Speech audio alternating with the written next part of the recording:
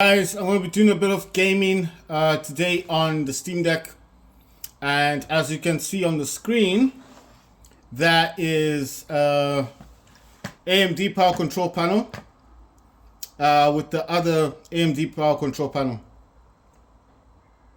Sorry, I just want to see what's in the background there. Alright, it's File Explorer. Right, so with this AMD power control panel, there's two of them. This one says power status docked. That means it's connected to power. Sustained is 50 watts. Slow limit is 50 watts. Fast limit is 50 watts. Maximum frequency for GPU is 400 megahertz. Maximum processor frequency says 5000. That's 5 gigahertz. Max and park cores is 4. Active profile is 50. Default profile is 50.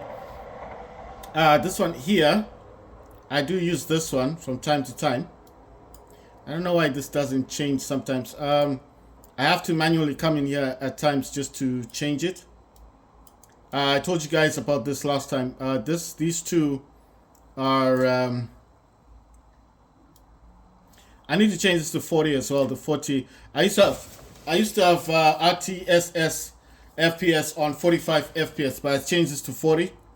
Maximum TDP on this one is 85. On this one is only 50 watts. The power plants are similar, but not the same. Because this one here is kind of more modern, and this is the old version. The white and red one is the old one. I did tell you why I turned off auto check for updates, because this power plant is hard to find on the internet. As when it's updated, they do usually stop supporting old for software. So I'm not saying they do that all the time, but at times they would stop supporting it. So that's why you find here, where what I'm talking about is this power plant here.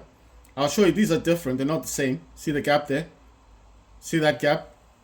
This is a different power plant, that's a different power plant. In fact, if I do this, it's gone, it's just this one. And if I expand that, you see, it's a power plant on its own. So they're not the same. These power plants only work with AMD.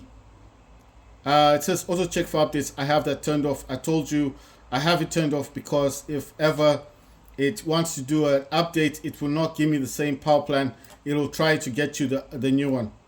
And I know you're probably thinking, but the new one might be better. Yes, but if it doesn't work with your Steam Deck, then there's no point. You see, the other one I used to have used to be a gray one. If you look through all my videos, the earlier videos, you will see that I used to use a gray one. The gray one didn't work properly with the Steam Deck, and sometimes it would cause blue screen, so I stopped using it. Right, so it says in here, Bluetooth is on, Wi-Fi is enabled, volume is 60%. It says volume mute, that's off. Brightness of the screen is 100%. Resolution is 1280 by 800. Refresh rate is 60, can't change that. Display scaling is 125. FPS limit, I've just changed that. It used to be 45, I changed it to 40. That's actually on. That works with RTSS. That's River Turner Server Statistics. Sorry, it's a long name. TDP is 10 watts. It's the same as this one. The default is 10 watts. And this one's got EPP 90%. I don't know what EPP does. I did try to look for it last time. It's something to do with graphics. So I've got mine set to 90%. And then active CPU cores is 4. And on this one here, it says maximum ampere cores is 4 as well. So it's the same. Right, then maximum CPU says 5000 megahertz. It's the same as this one. And then GPU clock on this one is set to 3200, which is 3.2 gigahertz. Steam Deck can only go up to 1.6 gigahertz. This one does say 400 megahertz. So I think it's from 400 to 1.6. Why is this one at 3.2? Well, that's the software that this actually runs on, and basically this one can actually push or go higher than the 1.6 gigahertz that the Steam Deck does. So obviously when you're overclocking something, like I said last time, you do need to push as much as possible. Doesn't mean you have to break it. You see over here, if I go to this one, it will ask me to save. I'm not going to save it because every time I do that, it just this just works with this one. They work together, so I'm not troubled. I'm dragging and dropping this to my Acer monitor. The Steam Deck that I'm currently using is the LCD version, which I told you guys is the old version Steam Deck. It's not the new one. I'm using a program called DS for Windows, but I have actually found a much better program that I wanted to tell you guys about, which is the PlayStation software. Instead of using this DS for Windows is good, but I think the software is a whole lot better. I'll show you the PlayStation software. I just can't get it to work properly on my Steam Deck, you see, because on my laptop, when I start this up, it does look for the connection to, yeah, now it's now connecting. I'll show you here. Check this out. You see, you can't expand it, but there it says it's DualSense wireless controller. Firmware is A-0520. It says up to date. So it's not only showing that it's connected via USB, it's got the cable there. It's showing the battery capacity, which is full. And if I show you the DualSense controller, which is this one right here, you can see it's connected. And over there it's saying it's connected. This one is a whole lot better than using the DS for Windows. I wouldn't say DS for Windows is bad, but I think this program is a whole lot better. Now, why am I saying this? Because I've done a check on it when I was playing games on my laptop, and when I was playing games such as War Robots Frontiers, I found that you don't need to map the controller at all. It just recognizes that it's connected to. It'll recognize that it's connected to a DualSense controller, and it will actually work. So I'm going to exit out of this DS for Windows. I'm not saying DS for Windows is bad. I did say that. All I'm saying is that I feel like the PlayStation accessories app is a whole lot better to use, as it actually recognizes the DualSense controller. And in games, every game I've played will actually state that it recognizes the DualSense controller, you see? So it's like you do not need to, the word I'm looking for is that you don't need to map the controller with games like War Robots Frontiers, or the only game I haven't tried yet is Counter-Strike. I'll try that today on the Steam Deck. So what I'm talking about is when you use the PlayStation accessories app or program, whatever you want to call it, on the Steam Deck or on a gaming laptop or PC or whatever computer, it automatically knows that it's connected to a DualSense controller, and then it will allow the controller to be used as a DualSense controller on the game. So the game now knows, okay, I'm connected to DualSense, and then it starts working as it should. You understand? So what I'm saying is that I found that very beneficial, because it helped me a lot, and I started figuring out that this is the new app I should use. I even use that now on my laptop. I no longer use DS for Windows. But I mean, DS for Windows is a program that I have on the Steam Deck and on my gaming laptop. And the reason why I use it sometimes is to map the controller. So if there's something in the controller that I need to change, for example, there's something that I don't like that I'm doing in the game, I can map the controller. That's why I keep it. Right, so it says publisher sale. There's several sales, actually. There's a PlayStation sale. There's a Tokyo sale. I think it was like a game show that's still currently going on Steam. And you can actually watch and see the new games that are up and coming. Right, so this is Nova Roma. There's just several games in here that I think are quite interesting. That's like a coming soon game. Then it's got several games on sale. And if you've ever wanted to buy these games, then obviously I actually support that you could technically come into this. It says every day we fight. I don't know what that's about. That's quite interesting though. It's got a up, down, tactical type of thing. Then this one says Capital Command. It's like a space type game. Then this one is Sons of Valhalla. And it's saying that it's on a special sale for $10. So what I'm saying is, if you've ever wanted to get these games, then obviously let me quickly just jump into the games instead of talking about them, and then we can see what these games are actually like. Right, I might need settings app, sorry about that, just to brighten the screen. I'm seeing like the screen is not so bright. On the Acer monitor, I'm not using duplicate, I use extend display. Right, I just need the app. I need settings app again. I want to check on sound. I was quick to jump into everything else, but I want to check sound. It's taking a while. Right, let me Roll this back a bit, and then you guys can watch the trailer. It should start, right? All right. I'm looking for my wife, Rhea. Their trail led me to you.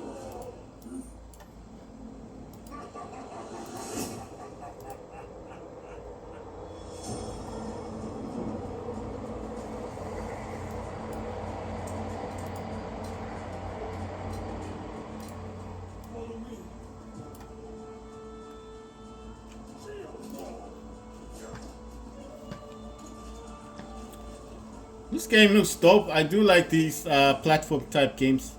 Rescue Your Beloved. This looks like a game that would definitely work on Steam Deck. Yeah, I think it's like a bear. Wow, and then you get taken up by a spaceship. So that's Sons of Valhalla. Let's go to the other game. It says it's actually coming out 2024. Let's see the others, because I saw these ones. We Fight Every Day. This one looks quite interesting. It says coming soon. I like to come in here and add to wish list and follow the game. And it says 2024. Doesn't say when it comes out.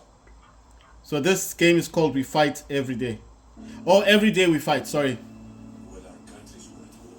It's a bit low. They put a dome over the city. Suddenly, almost every...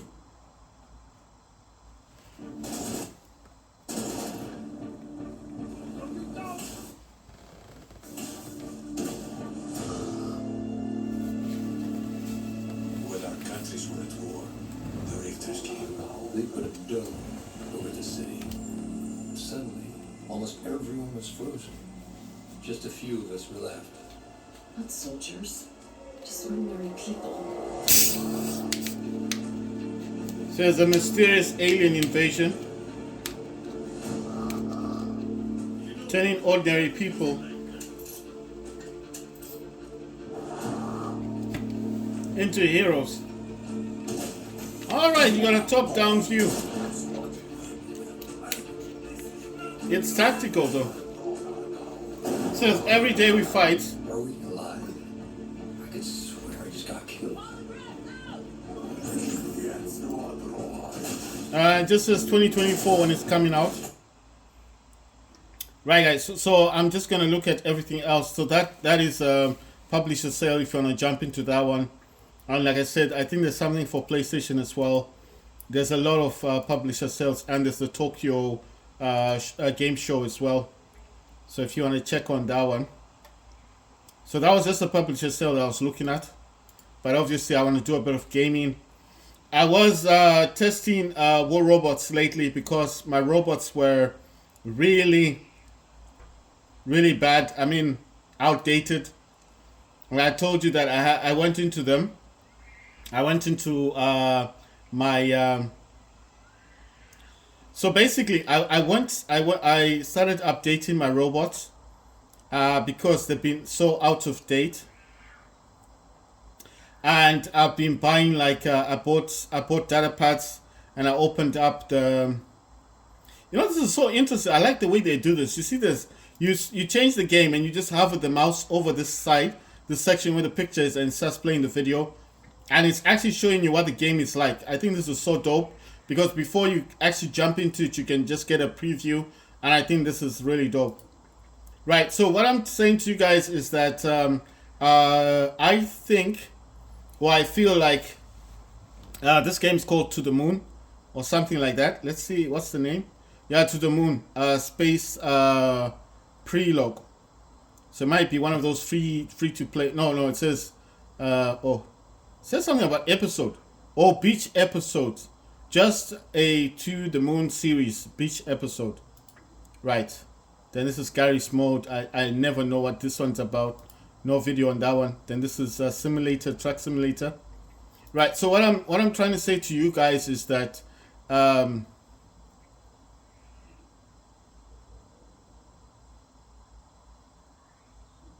I want to say something. I just forgot. I forgot what else on my mind. I'll have to watch the video and then remember. This is Overcooked 2. Right, like I said, there's publisher sales, there's PlayStation sale as well. I think game sale, whether that's still ongoing or it's finished, I don't know. Then there's a Tokyo Games Show, and I think they were doing some kind of up and coming games and all this stuff. Because I do like to look and see what new games are upcoming. There are a lot of new games coming up, but I'm yet to have seen them. Like Ark Raiders, that's a free-to-play game. It's similar to Destiny, and I've been wondering when they're gonna bring that through. Right, I was talking about War Robots. I remembered now. So, right, with War Robots, my robots were seriously out of date, like really in bad shape, and I had to really go back.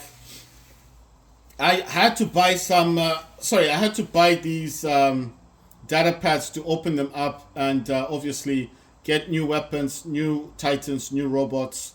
Because like I said, my robots were really outdated, and I didn't see a point of anything else but to buy data pads. It wasn't cheap, so I'm not saying get data pads like I did. I'm not saying that. I'm just saying that I feel like if you're gonna play War Robots now, you would be better off. You will be better off just buying data pads and opening up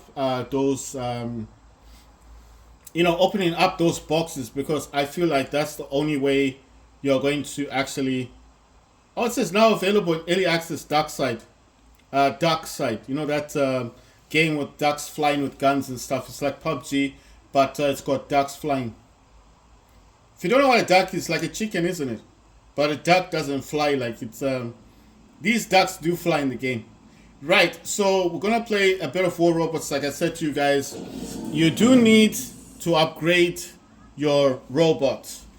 I am using the DualSense controller, which is a PlayStation 5 gamepad, and like I said, you do need to update these games, because I feel like if you do not update, if you don't update your robots in this game, it's just very hard now to defeat all the other people with their robots.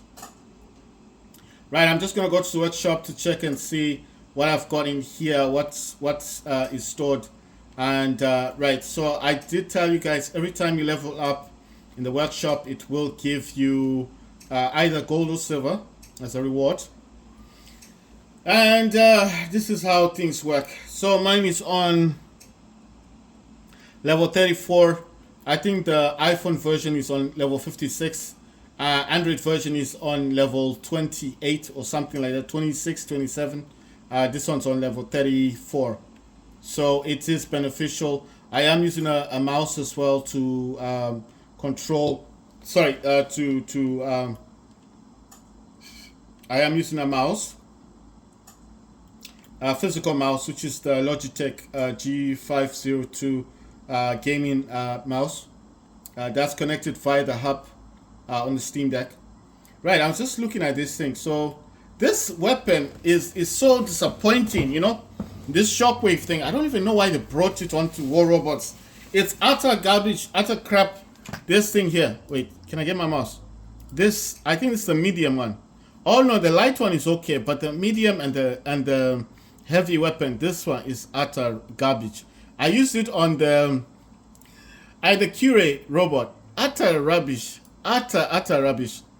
This weapon is quite cool. It's like a missile, like a heat-seeking missile launcher, but it's actually it's a freeze blast weapon. So it shoots out. It says in stock 3. I've got 3 of them already. But I'm saying that when you're shooting this one, it's like ice. It's like a missile, but it's a freeze missile. It's so interesting, this weapon. This subduer is as utter garbage as well. That's garbage. The Porthos, that is a good weapon. It's like a laser type weapon. The Hurricane is still good. This one is still good. That's alright.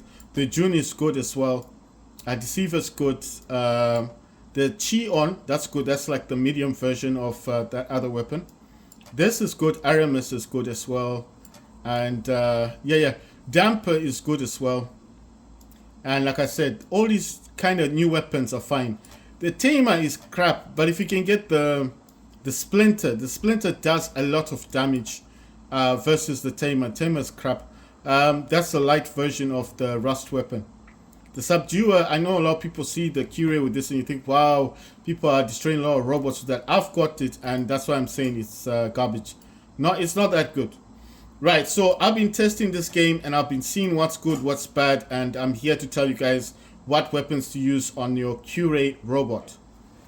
Right, let me just straighten this out because I want this to be a bit straight. Let me zoom in slightly. And I am using the Samsung Galaxy Z Fold 4 to record this. I was using iPhone, but the iPhone is kind of like, I don't know, man. The iPhone is good because it gets better angles. But then it's very difficult to upload videos with the iPhone because it takes so long to upload a video. And it's so frustrating when you have to wait hours just for a video to upload.